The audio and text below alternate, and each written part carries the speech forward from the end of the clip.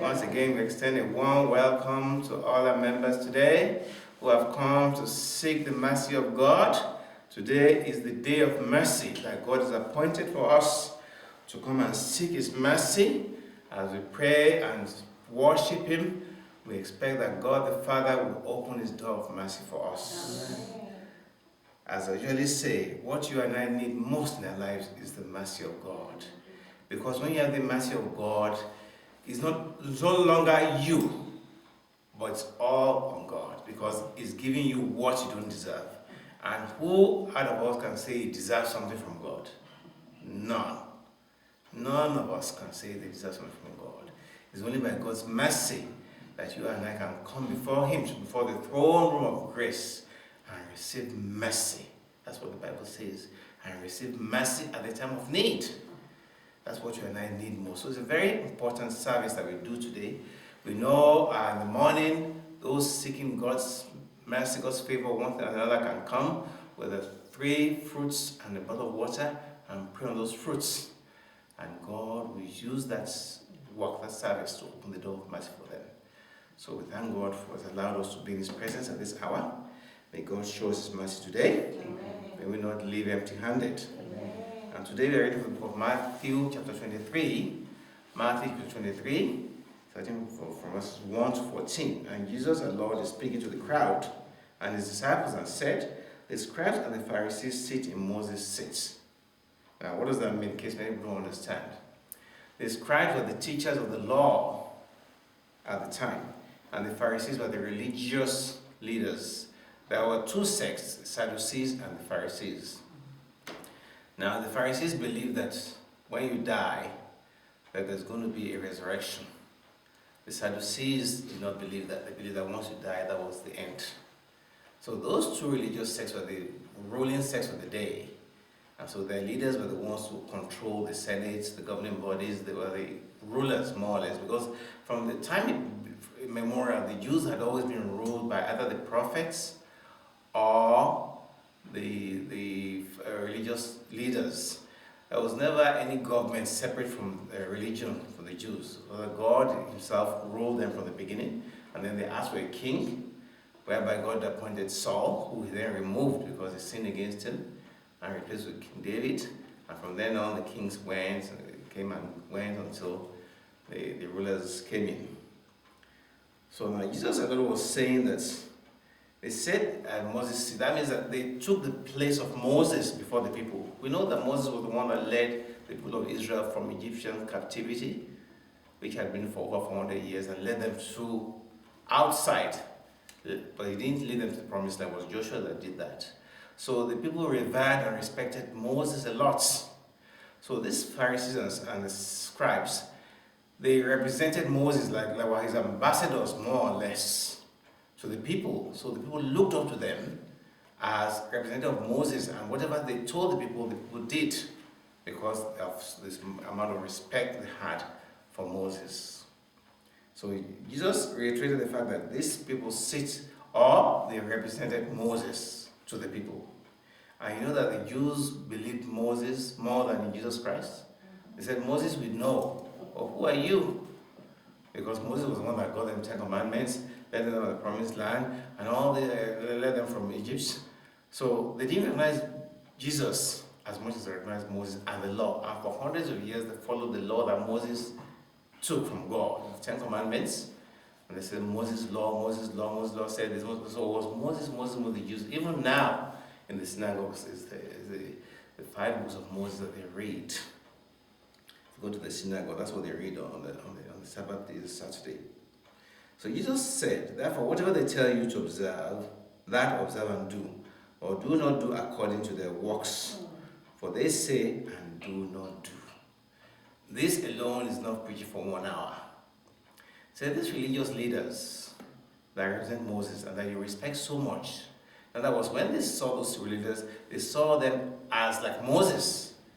So therefore, because these people command so much respect from you, just like many so-called overseers in Nigeria today, many so-called bishops, many so-called reverend fathers, archbishop, all kinds of titles that people look up to and command the respect of thousands of people.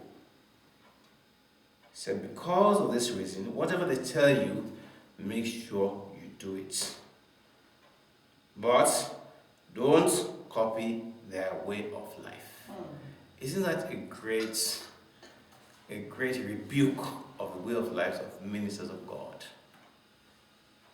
You said, for they say and do not do.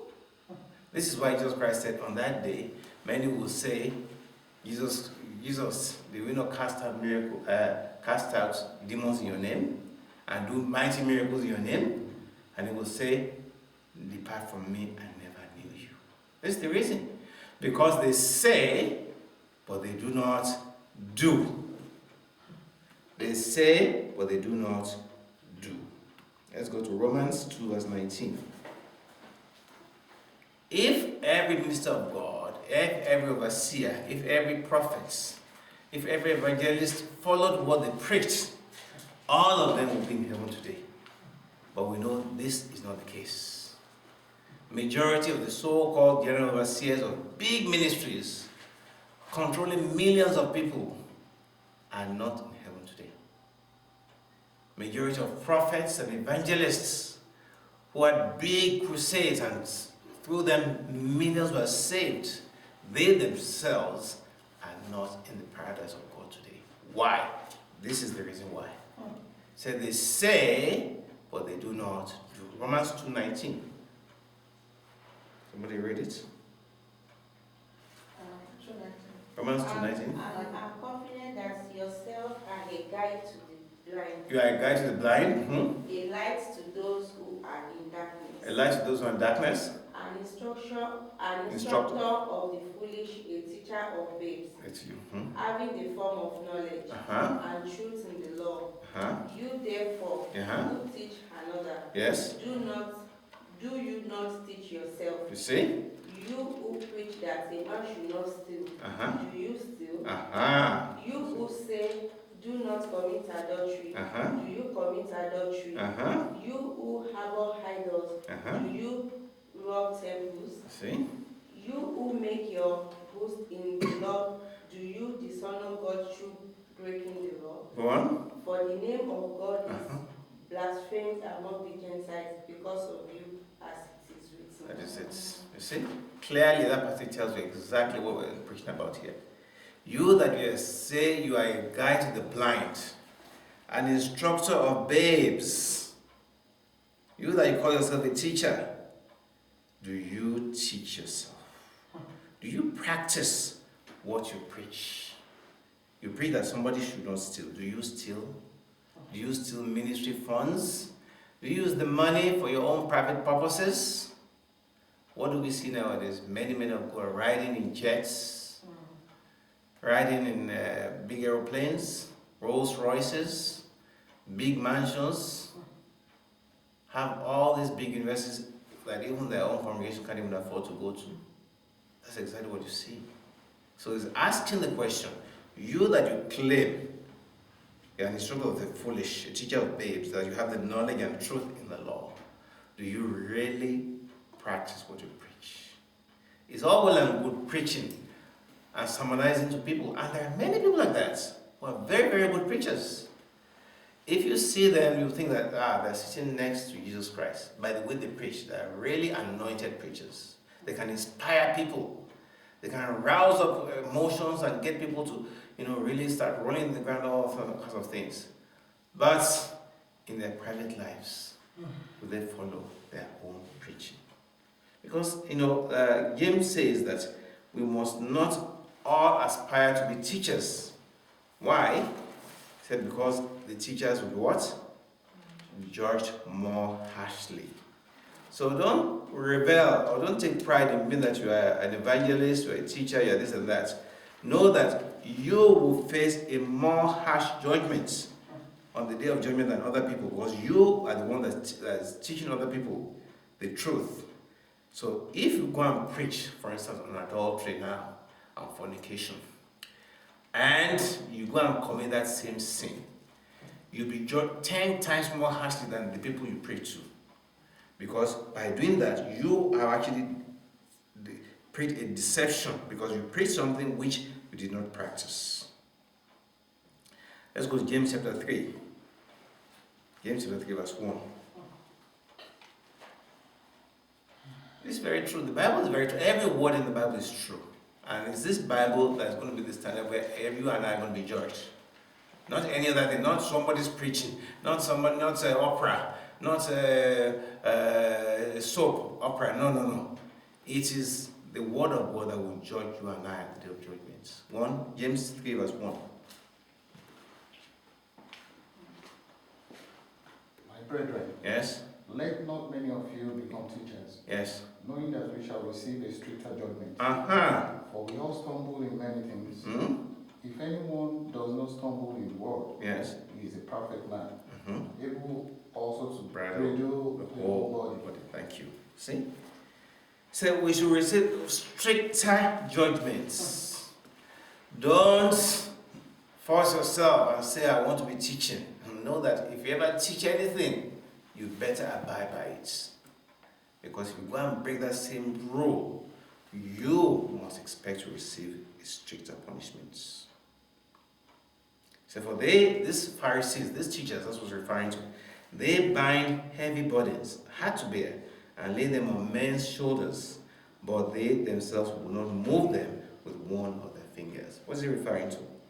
In other words, they tell you so many things you mustn't do. But do they help you to obey those laws? No.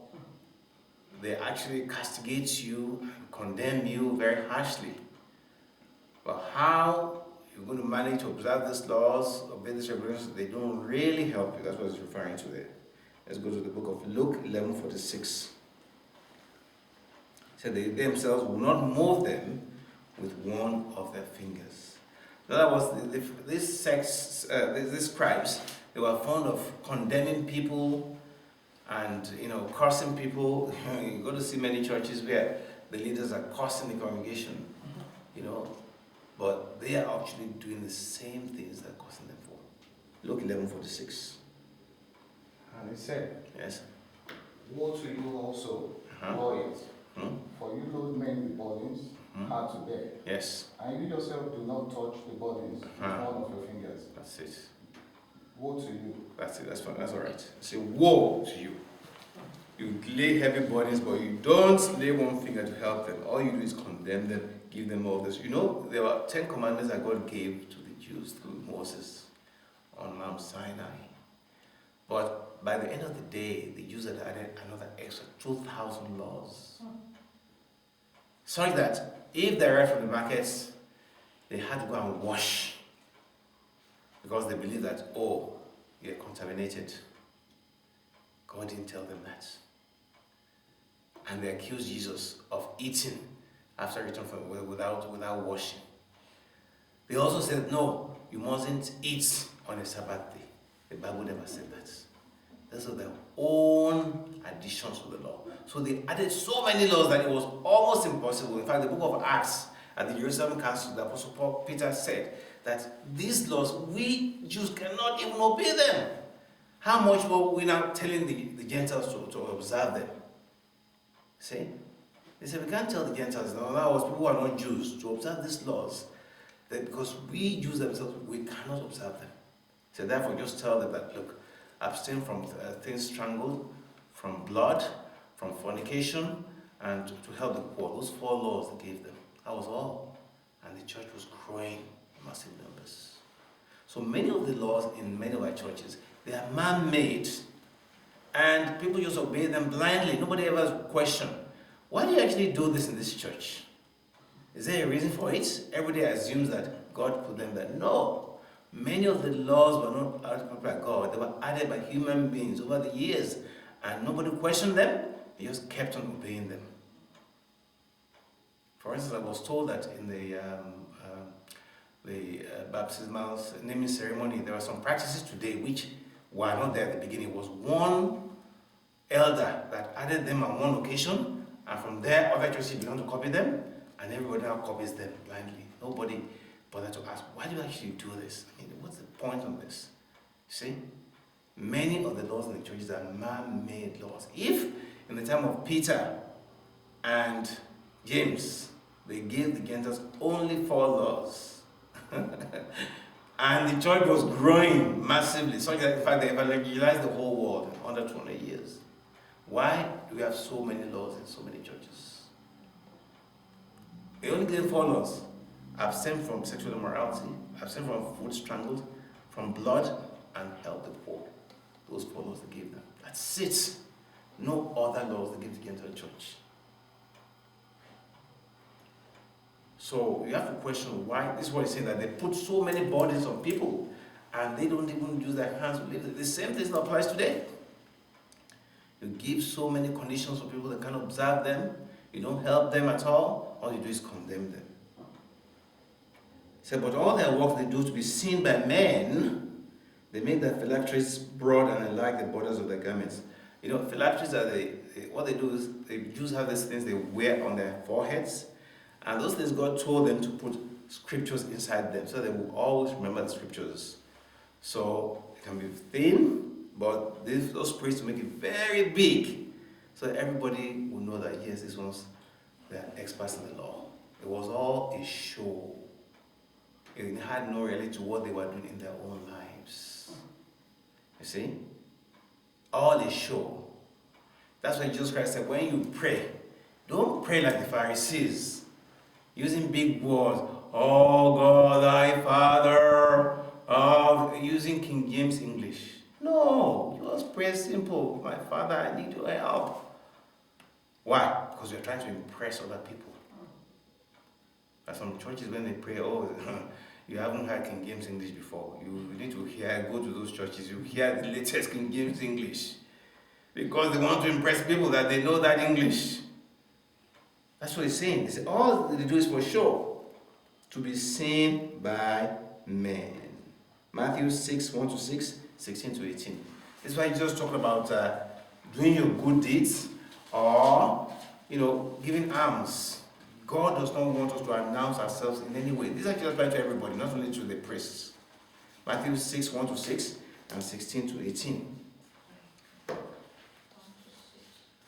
When you give to the church and you go and announce it on television, what is the point of that? You help some people, you go and broadcast it. No. We'll see what God says about it now. Matthew 6, 1-6 and 16-18. Take heed, be careful. That you do not do your charitable deeds. That you not do your charitable deeds or giving, okay? Before men. To be seen by them. To be seen by them.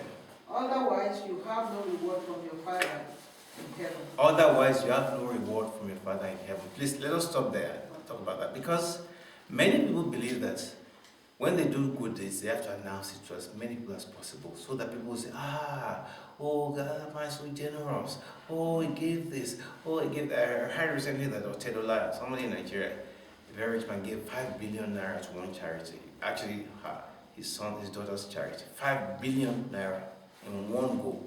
I want to ask him, why did you give such a huge amount? He said, I've been very successful. I have to give back and all this stuff. But this is what Jesus is talking about. When we do our good deeds, in fact, another passage said, don't let the left hand know what the right hand is doing. Don't blow it. He said, why? You have no more reward in heaven. Now, somebody will tell you that, will say, what do you mean? Somebody that gives so many millions to people, how can I not have a reward in heaven? Are you saying the Bible is lying? Are you just lying? One man was taken to heaven where they showed him his mansion, the pastor in South Korea. And he was disgusted at what they showed him. He said, how can this be my house?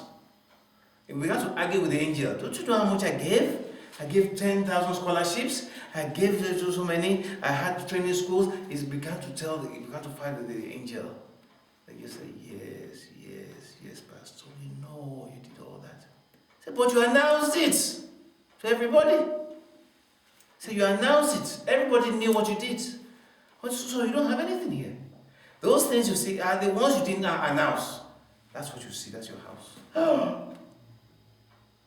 He said when they got to the earth, he gave everything away. Because he saw that all his good deeds didn't count at all in heaven. Because he had announced it publicly. Oh, you want to give 5,000 scholarships, go and put it in the newspaper. That's all you're going to get. The glory of men. You will not receive anything in heaven. And this might shock many people, but it's the truth. The Bible is true. Jesus Christ said it. So those what the leaders were doing. Oh, you see them during church service. I've seen in Nigeria where they actually give money, physical money. They bring it, you can see the money. And they give it like this to people inside the church. What is that? We are come to worship God. What is it got to do with giving somebody 200,000 naira and actually bring it, showing people that this is naira? 200,000, 1 million. They say one. They write on the envelope, 1 million naira. That's the end of your gift. There's nothing for you in heaven. Just forget about any reward in heaven. Once you do that, that is it. You've got the glory of men, not the glory of God. See? 6. Okay, go on, continue. Therefore, when you do a charitable deed, you give money, you give your time. Go on. Do not sound a trumpet. Do not sound a trumpet before you as the hypocrites do. You see? As the hypocrites. You see? And in the streets, that they may have glory from men. You see? Do not sound the trumpet. That means announce it like the hypocrites. So anybody that announces their charitable is a hypocrite. I don't care. You may be the pastor of a big congregation. You may be the overseer of the great congregation. Well, it doesn't matter. You are a hypocrite according to Jesus' definition. Now, that's even small. See, the trumpets, the only people around. How about CNN? How about television that everybody's watching over the world? And you line people up and say, these are the people that gave money to today. And you tell them to take the money in their hand so everybody can see how much you gave them. You can imagine how disgusted Jesus must be when he sees that. Say, this is my servant. Didn't you read my Bible? Didn't you read Matthew 6? And you call yourself a pastor? Go on. Surely. I say to you, they have their reward. You see? That reward is the glory of men. That pastor is so rich. Oh, he's so generous. That is all you're going to get. So you better enjoy it now. There's nothing in heaven for you. Go on. But when you do a charitable deed, do not let your left hand know what your right hand is doing. Can you imagine? How can the left hand not know what the right hand is doing? In the same body. Just imagine, I have this fruit in my hand, and I don't want my left hand to see it. That's very difficult, right? I must really hide it. That means you must hide it so well that nobody knows. Now, see what we'll have. See why? That your charitable deed may be in secret. In secret? And your Father who sees in secret will himself reward you openly. That's it. So when you give your billions, don't tell anybody, just say anonymous. In many Yoruba churches, they say, oh, the person that God knows has given this gift. You want to give a gift to the church? Just put it anonymous. Don't announce it. Then God who saw what you did and know that you are the one who did it, they'll just give you big contracts. 10 billion naira. How did he win that contract? You don't know. You don't know when he was giving that money to the church. He didn't announce it, and God has now blessed him openly. What you did in secrets, God will bless openly. Is that the rest or any other? That is not fine. Okay. That is 4. Okay, go on. And when you pray, you shall not be like the hypocrites. You see? For they love to pray standing in the synagogue and on the corners of the streets, that they may be seen by men. That's it. Assuredly, I say to you, they have their reward. But when you pray, go into your room, your inner chamber, and when you have shut your door, yes, pray to your Father who is in secret. Pray to your Father who is in secret. And your Father who sees in secret will reward you openly. That's it. So we can see even prayer, God talks, it must be very discreet and hidden. Don't start going out babbling prayers. They go to the Wailing Wall. See all these Jews, they are doing their heads like this and they're praying and they're praying. There's no need for that. Say, go to your inner chamber where nobody sees you except God. Pray to Him and He will answer you openly. These are important things we need to learn. But unfortunately, people have ignored. And then it talks of fasting as well, right? Yeah, verses 16. Moreover, when you fast, do not be like the hypocrites. Do not be like hypocrites. Which, with a sad countenance. With a sad countenance. For they disfigure their faces. That they may appear to men to be fasting. You see? Surely I say to you, they have their reward. That's it. But when you fast, anoint your head. Yes. Wash your face, so that you do not appear to men. That's to it. be fasting. But to your Father who is in the secret place, and your Father who sees in secret will reward you openly. That's it. Your Father who sees in secret will reward you openly. You can see that God is even concerned about fasting. Why? Because when they fast, they want to tell everybody they're fasting. Oh, I'm fasting today. Oh, why are you not smiling? Oh, I'm fasting. Forget about your fast. Just go and eat. Don't even waste your time anymore. Just go and get bread and water and just eat it. Because you've totally cancelled your fasting once you've done that. You know? So, but when you fast, do it secretly. Secretly, that nobody knows what you are doing, that the Lord will bless you openly. Don't announce your fasting. You know, the Jews, when they fasted, they would even throw dust on their forehead, wear sackcloth. Everybody would know they're fasting. They wear sackcloth, they throw dust on their head. So wherever people say, oh, I fast, oh, he's fasting. Oh, no. You've received the glory of men. There's no more glory from God. Forget about your fast. Just go and eat. When you fast, put on your best clothes. Go out. Be talking to people. Let them not even suspect that you're fasting. Then God, who knows that you're fasting? When everybody's eating, you're saying, I'm okay, I'm all right, I'm fine. You have something to eat? Yes, I have something to eat. Okay, all right. After you're fasting, they see the breakthrough. But they didn't know you were fasting. This is what God wants you. I'm spending time on this because many of us have violated this. Even in the churches. We've gone astray. Yes, these are the words that God is going to use. This is why there is no breakthrough. When we fast and pray, we don't fast and pray the right way. Go to Isaiah 50, it talks about that. I won't go further into that. Everything must be done in secrets. So these Pharisees, they love the best places at feasts, the best seats in the synagogues, greetings in the marketplaces, and be called by men, Rabbi, Rabbi. In other words, and they invite them to a place, an activity, a wedding or whatever, and they have reserved seats at the top to the high table. Oh, man of God. Oh, Bishop, so and so. Archbishop, so and so. Oh, yes, sir, teacher. Everybody's bowing, they're carrying their Bibles. Oh, I've even seen men of God. Actually, they actually carry them on men's part. They walk on men to get to the entrance of the church. Maybe you haven't seen this. It's happened in South Africa. Actually, men lie down, and this man of God goes down from the car, and he walks on the men to enter the church. Other times they carry them on their bodies. They can't walk. No, they're too special to walk. They carry them like this into the church. You see, we have gone astray, completely off the mark, and these are supposed to be men of God. So this passage is so applicable to our lives of today. Just as it was then, it's still applicable today. Oh, man of God, yes, sir. Oh, yeah, daddy. You are calling a 60-year-old man, is calling a 35-year-old man daddy. Does that make sense? Oh, Papa, and you two are accepting that accolation, Papa. A 55-year-old enough to be your dad is calling you Papa, and you two are accepting it. There's something wrong with your brain. Don't you know it's a curse? This man is old enough to be your dad twice. And he's calling you Papa because of your position. Oh, Papa, yes, Papa. Oh, Daddy. Which daddy? He's old enough to be your daddy, and he's calling you daddy, and you're accepting it. He's saying, please, I'm not the daddy. Please, sir, no, please don't call me daddy. I'm a very young man, okay? I should call you daddy. That's what you should say. Don't receive praise not due to you. You are cursing yourself. If you are calling somebody 35-year-old Papa, what would you call him when he's 50? You're already calling him Papa at the age of 35. Why? Because of his position. So when he's 50, what would you call him? Grandpapa? Or what?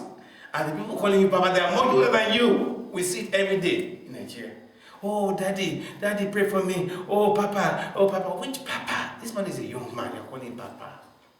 If he's old now, but he's not old. This is why he says, now go on to the next one. Say, but do not be called Rabbi or Papa. You can put Papa there. For one is your Papa, that is Christ, and you're all brethren. See? Get rid of all this Papa nonsense. Daddy nonsense. Which daddy? He's not your daddy. God is your daddy. There's nobody, don't call anybody daddy. I know we use that commonly, but in reality, God is the only daddy. All of us are brethren.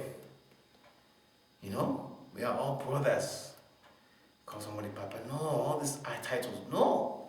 The Bible says this, do not call anyone as your father. You see? For one is your father, he who is in heaven. So all of us have sinned against God. Must ask God for forgiveness because all of us say, oh, Father.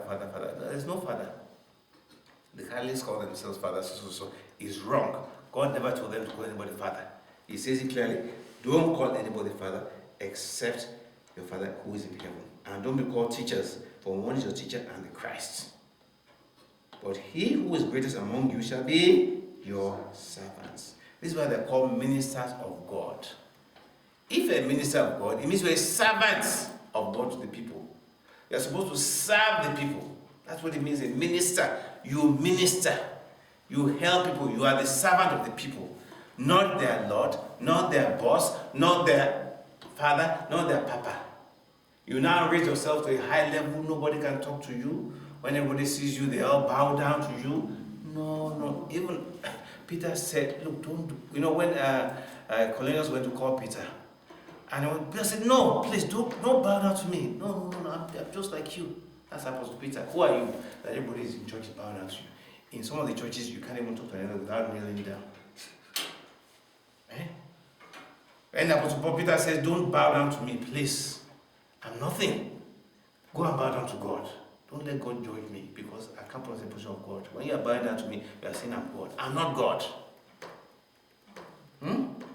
Say, who is greatest? Your leader must be your servant. Matthew 20:26. He shall be your servants. We are supposed to minister to the people, help the people. We are the servants of the people. That's what God has called us to be, to minister, to help, to be a servant. You know, Jesus Christ, what did he do? He washed the feet of his disciples. Is that like a boss? If he's a boss, would he be doing that? Matthew 20:26 and 27. Yet it shall not be so among you. But whosoever desires to be great among you, let him be your servant. Let him be your servant. See? And whosoever desires to be first among you, let him be your slave. That's it. Just as the Son of Man did, not come to be served, but to serve, that is it. and to give his life a ransom for many. You see, he came to serve and to give his life. You know, Jesus came as a servant because he served the people and he gave his life for them. But we see the opposite in the ministry today. The leaders are so high, many of them you can't even see them without paying money. I say, oh, I want to see Pastor. Pastor? Well, you have to put your offering there. What? Oh yeah, so just 30,000.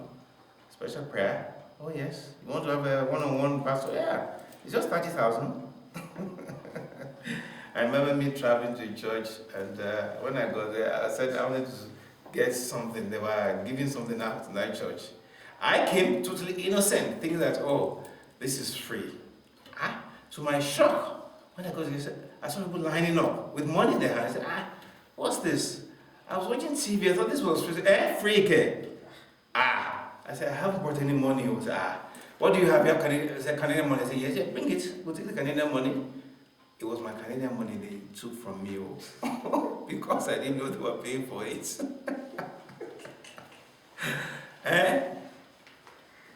said, whoever exalts himself will be humbled, and he who humbles himself will be exalted. You and I need to humble ourselves. There's nothing special in any of us. Even if God is using you to raise the dead, He's only do that because of God's power in you, not yourself. None of us is worth anything. The Bible says that our righteousness is like filthy rags before God. Before God.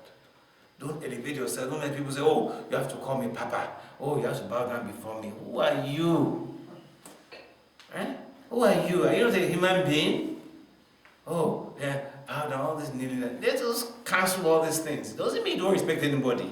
In fact, you can be bowed down before people and don't respect them at all. So, yeah, bowing down means nothing. You are just a pretense. Oh, yeah, the best of us, some people start bowing down. This is all hypocrisy. Critical. God doesn't want it. Even in heaven, you know that Apostle John, when he saw those angels and he started bowing down, he told him twice. He said, no, don't bow down for us. No. We're like you, okay? Don't bow down to me, please. Don't let God judge me. We give too much respect to human beings. No, we don't need all that. God is the one we ought to worship. Only Him is worthy of worship. Now, many people are very religious. I don't want to mention names, but they go and kiss statues. They bow down before statues. They kiss the feet of statues. And all this is idolatry. If you are bowing down for a man so much, then what are you going to do for God? What else is left for God? When you've already bowed down for man, you've done this, kiss the feet of men, you've done this for men. Okay, what else is left for God now?